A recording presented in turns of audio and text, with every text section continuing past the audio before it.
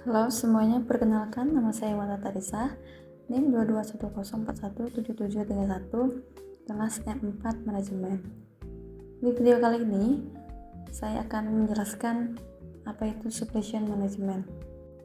Dan tujuan saya membuat video ini untuk menyelesaikan tugas mata kuliah Supply Chain Management oleh Pak Adi Mursalin, SEMM.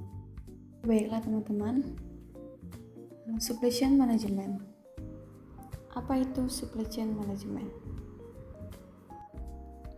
Supply chain management atau manajemen rantai pasokan adalah pendekatan strategis untuk mengelola aliran barang, informasi, dan proses yang terlibat dalam produksi, distribusi, dan pengiriman produk atau layanan dari pemasok hingga pelayanan akhir.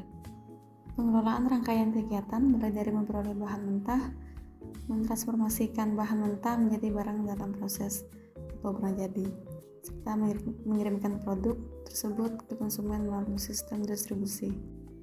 Berikutnya itu ada diagram atau gambar dari rantai pasok SCM.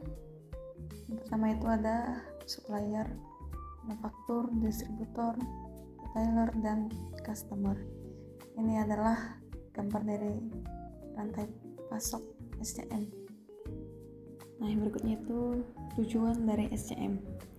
Pertama, memperhitungkan biaya mulai dari biaya bahan baku, biaya produksi, biaya distribusi, hingga di tangan konsumen akhir, sehingga perusahaan dapat memperoleh keuntungan.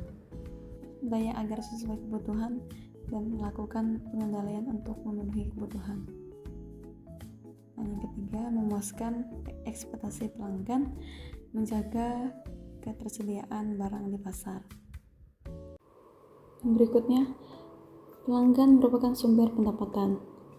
Sumber biaya adalah arus informasi, produk, dan finansial yang terjadi di antara tahapan-tahapan rantai pasokan. Berikutnya, MRP yang efektif adalah manajemen arus di antara tahap-tahap rantai pasok untuk memaksimalkan jumlah keuntungan supply chain. Nah, itu adalah tujuan dari SCM. Yang berikutnya, masalah pada supply chain. Yang pertama, kurangnya infrastruktur logistik menimbulkan ketidakpastian waktu pengiriman. Masalah kualitas bahan dan komponen dapat berkontribusi untuk kekurangan dalam rantai pasokan. Perusahaan EC murni cenderung memiliki lebih banyak masalah rantai pasokan karena mereka tidak memiliki infrastruktur logistik dan terpaksa menggunakan jasa logistik eksternal. Rantai pasokan bisa sangat panjang karena melibatkan banyak mitra internal dan eksternal yang terletak di tempat yang berbeda. Berikutnya, bahan dan informasi harus mengalir di antara beberapa entitas. Proses transfer ini bisa lambat dan rawan kesalahan, terutama ketika ditangani secara manual.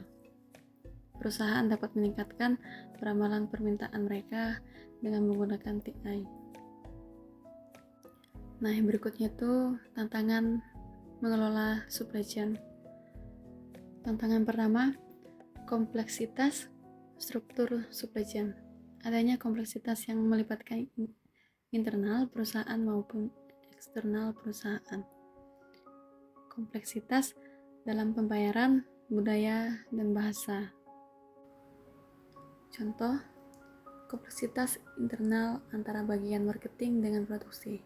Pertama, marketing seringkali membuat kesepakatan dengan pelanggan tanpa mengecek secara baik kemampuan produksi, sehingga terjadi perubahan jadwal produksi secara tiba-tiba.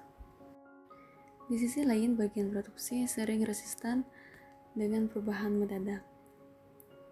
Nah, ini adalah contoh kompleksitas eksternal perusahaan. Supplier menginginkan pemesanan produk dilakukan jauh-jauh hari sebelum waktu pengiriman dan diharapkan pesanan tidak berubah. Supplier juga menginginkan pengiriman segera setelah produksi selesai. Di sisi lain, perusahaan menghendaki fleksibilitas yang tinggi dengan mengubah jumlah, spesifikasi maupun jadwal pengiriman bahan baku yang dipesan. Perusahaan juga menginginkan supplier mengirimkan produk dalam waktu yang tepat dengan sistem CIT atau kuantitas kecil-kecil. Selanjutnya, tantangan yang kedua yaitu ketidakpastian. Ketidakpastian menimbulkan ketidakpercayaan diri terhadap rencana yang dibuat. Sebagai akibatnya, perusahaan sering menciptakan pengaman di sepanjang supply chain. Pengaman ini bisa berubah seperti stok, seperti time, atau kapasitas produksi maupun transportasi. Sumber ketidakpastian yaitu yang pertama, ketidakpastian pembeli.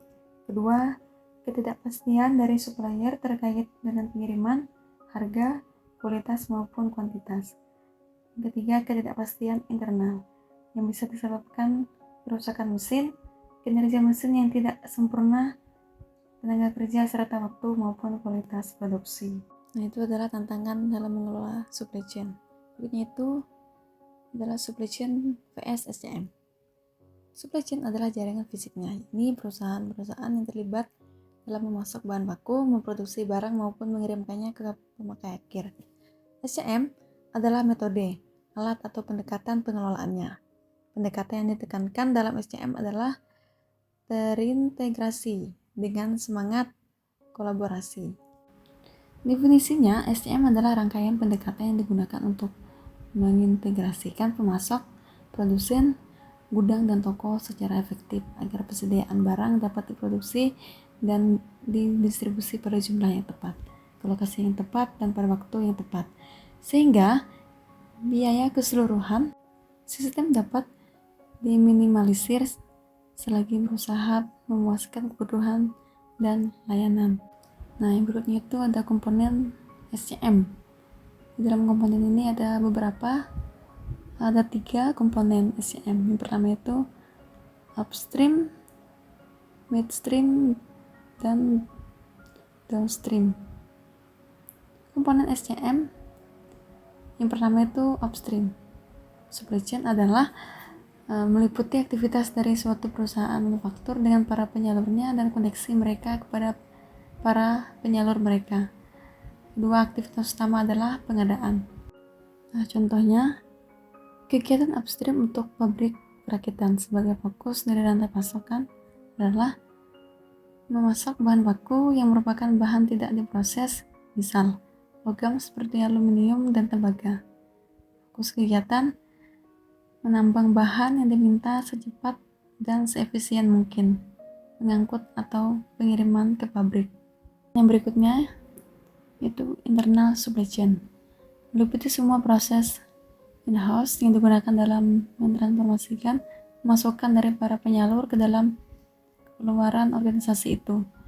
Aktivitas utama adalah manajemen produksi, fabrikasi, dan pengendalian persediaan. Nah, ini adalah bisa dilihat di sini ada diagram dari internal supply chain atau prosesnya. Dan komponen yang terakhir itu downstream supply chain, meliputi semua aktivitas yang melibatkan pengirim produk kepada pelanggan akhir. Aktivitas diarahkan kepada distribusi, transportasi, pergudangan, dan after sale service. Nah, di sini teman-teman bisa lihat ada gambar atau proses dari komponen ini. Oke, teman-teman, sudah kita bahas semua ya dari pengertian supply chain management, tujuannya, manfaat, tantangan, masalah, dan yang terakhir tadi komponennya. Mungkin teman-teman itu yang dapat saya sampaikan di video kali ini. Kurang lebihnya saya mohon maaf.